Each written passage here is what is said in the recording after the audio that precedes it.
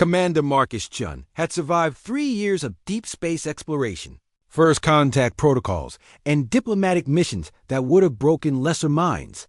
He'd negotiated peace treaties with crystalline entities, shared meals with methane-breathing traders, and even learned to appreciate the haunting melodies of the Void Singers. But nothing, absolutely nothing, had prepared him for Zaraki of the Felinor Republic. The Felinor were humanity's newest allies, a feline humanoid species discovered on the rim worlds of the Andromeda sector. They possess advanced biotechnology, incredible agility, and an unfortunate tendency to misinterpret human behavior in the most awkward ways possible. Marcus rubbed his temples as he reviewed the incident report for the third time that morning. The diplomatic summit on Neutral Station Gamma 7 had been going perfectly until yesterday evening. Trade agreements were nearly finalized, territorial boundaries established, and both species seemed eager to share technological advances. Then Zaraki happened out. She was the Felinor delegation's chief xenobiologist, a brilliant scientist with golden fur that seemed to shimmer under artificial lighting, and the most expressive tail Marcus had ever observed. During their first meeting, he'd found himself unconsciously tracking its movements, the way it curved when she was curious, straightened when she was focused, or twitched when she found something amusing. Fascinating, he'd murmured during one of her presentations about Felinor biotechnology, watching her tail coil in complex patterns as she explained their genetic modification techniques. That single word had apparently sealed his fate. The trouble began at the evening's cultural exchange dinner. Marcus, trying to be diplomatic, had complimented the intricate braiding in Zaraki's tail fur, a modification he'd learned was considered artistic among her people. She'd responded with what the translation matrix interpreted as pleased purring, and her tail had performed an elaborate spiral dance that drew appreciative chittering from other Felinor delegates. "Your species has excellent aesthetic appreciation," she'd said, her large amber eyes fixed on his face with an intensity that made him oddly uncomfortable. By the time Marcus realized he'd somehow crossed an invisible cultural line, it was too late. Zaraki had approached him after dinner, her usual scientific demeanor replaced by something far more predatory. "Human Marcus," she'd said, using the formal address that somehow sounded intimate coming from her.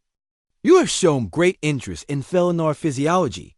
Perhaps you would like a more detailed examination." Before he could process the implications, her surprisingly strong hands had gripped his arm, and she practically dragged him across the station's promenade toward the temporary quarters section. Other delegates, both human and Felina, had watched with expressions ranging from amusement to concern. "Wait, I think there's been a misunderstanding," Marcus had started, but Zaraki's tail had wrapped around his wrist with gentle but firm pressure. And suddenly he was being pulled into her temporary habitat dome.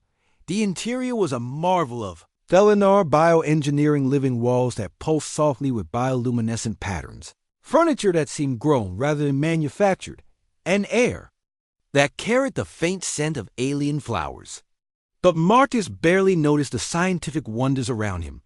Zaraki had turned to face him, her tail moving in slow, hypnotic curves, and she'd smiled an expression that revealed decidedly non-human. "Canine teeth. You really like tails, huh?" she'd said, her voice carrying an unmistakable purr of satisfaction. That's when Marcus realized the full scope of his cultural blunder. In Felinor society, apparently, showing appreciation for someone's tail was equivalent to expressing romantic interest. His innocent scientific curiosity had been interpreted as courtship behavior. "Zaraki," he'd said carefully, "I think we need to discuss some fundamental differences in our species' social customs." Her ears had tilted forward, a sign of confusion, according to his hastily downloaded cultural briefing files. "You do not find Felinor physiology appealing?" "I find it scientifically fascinating," Marcus had explained, choosing his words with diplomatic precision. "But among humans, we typically require explicit verbal communication before assuming romantic intentions." The silence that followed had stretched for nearly 30 seconds, in eternity in diplomatic terms. Then Zaraki had begun to laugh, a sound like wind chimes mixed with distant thunder. "Oh," she'd said, her tail now moving in patterns Marcus was beginning to recognize as embarrassment. "Oh, this is why the cultural exchange protocols exist, isn't it?" They'd spent the next 2 hours having the most enlightening conversation of Marcus's career. Zaraki explained that among the Felinor, tail appreciation was indeed a courtship ritual, but it also served as a preliminary bonding behavior that could lead to various types of partnerships: romantic, scientific, or simply close friendship. "Your species," she'd observed, "approaches relationships with admirable directness. Perhaps too much directness for proper scientific collaboration." Marcus had found himself grinning. "And your species approaches everything as potential partnership material. It's actually quite logical from an evolutionary standpoint." By morning, they developed a framework for an entirely new type of interspecies relationship, something between friendship and research partnership, with clearly defined boundaries and communication protocols. The incident report Marcus was now filing will become required reading for all future human Felinor diplomatic missions.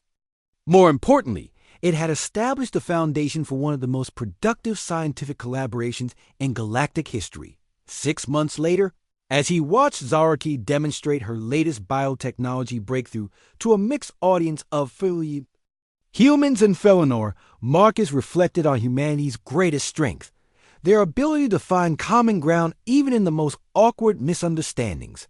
Her tale, he noted with purely scientific appreciation, was still absolutely fascinating.